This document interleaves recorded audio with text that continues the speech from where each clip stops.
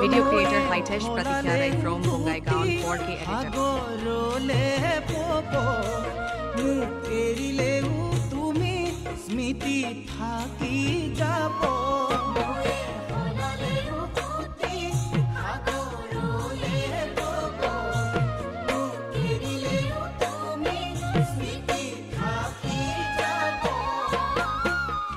ওথায় হাগর যদি মুখে ঠেলি দিয়া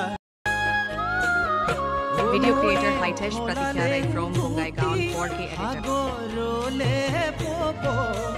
মুখেরিলেও তুমি স্মৃতি থাকি যাব